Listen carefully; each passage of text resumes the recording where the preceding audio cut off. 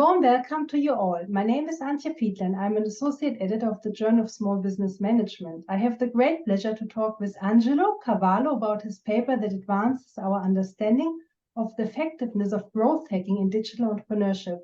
The paper has been co-authored by him together with his colleagues Federico Cosenz and Noto.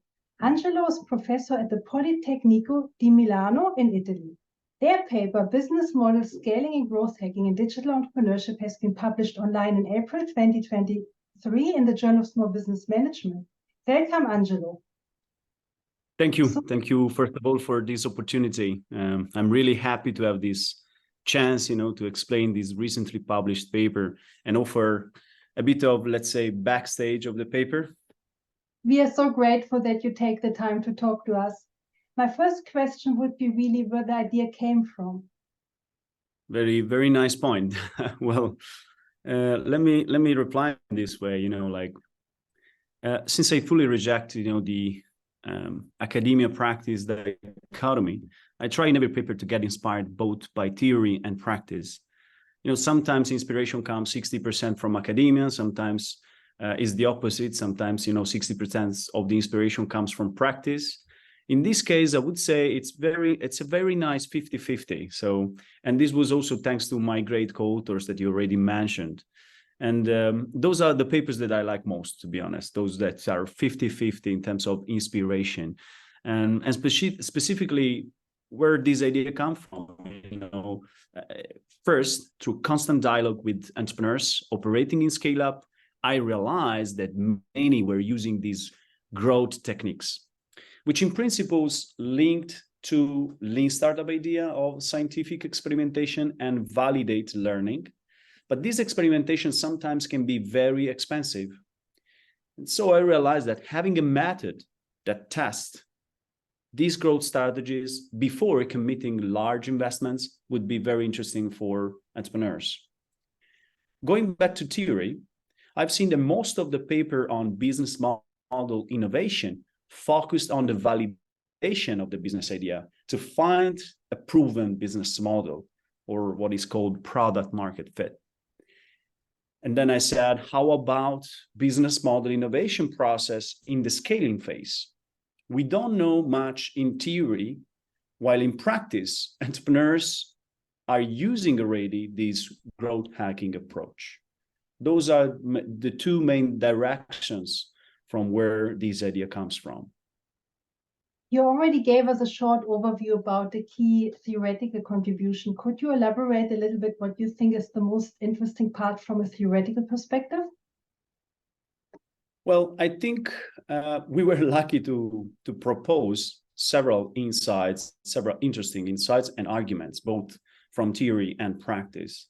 First, I would try to summarize those. And first, while we know that the cost of experimentation is declining through digital technologies, we argue that at some point in the scaling phase, experimentation can be expensive. Second, we argue that there is out there a quite diffused practitioner approach for scaling, which is called growth hacking. And this approach lacks theoretical foundation. And so for this reason, it deserves even more scholarly attention. And actually, research seems skeptical or reluctant to investigate such growth techniques.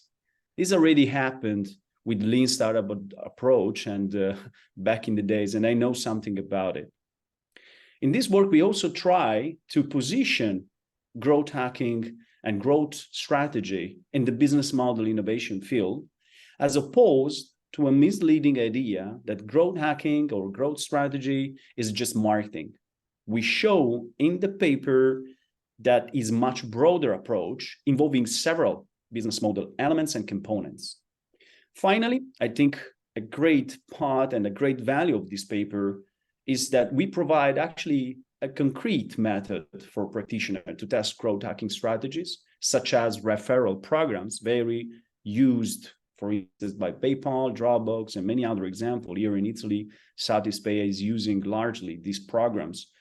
And so our methods can help to test first these ideas strategies before committing large investments.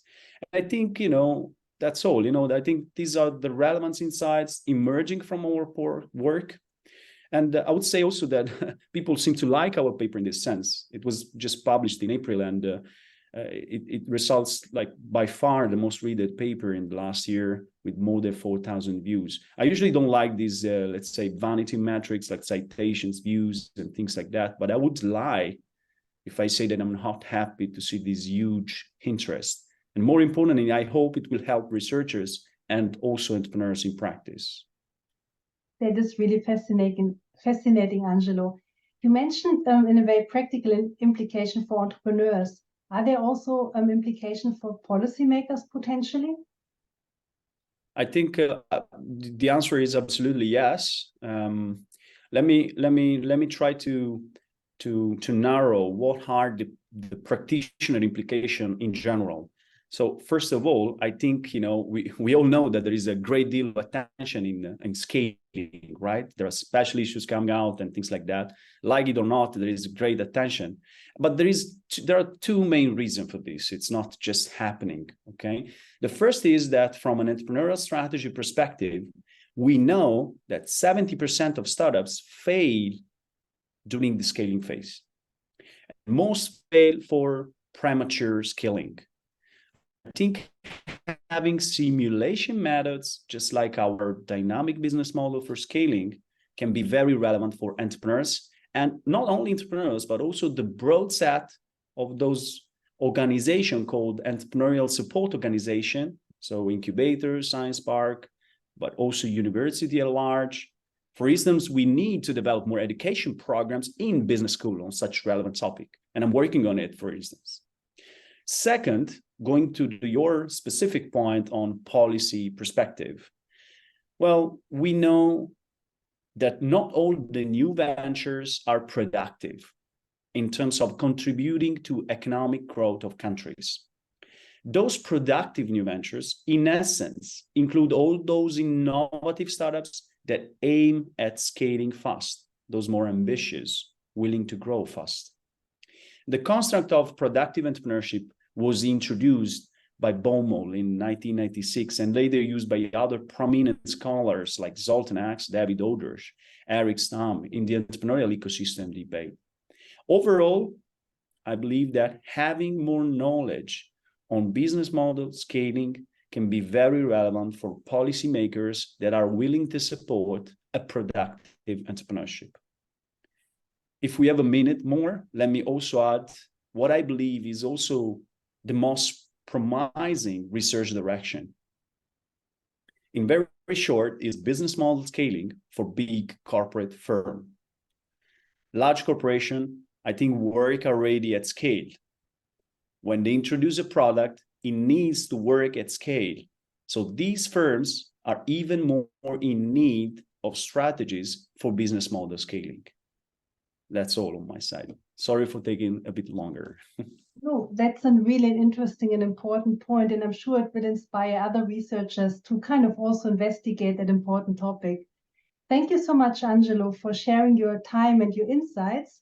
I'm sure our community will now want to read the full paper, which is available at the Taylor and Francis website of the Journal of Small Business Management. I really enjoyed hearing from you about this really important research, and thank you again for your time. Thank you so much for this opportunity, and talk to you soon.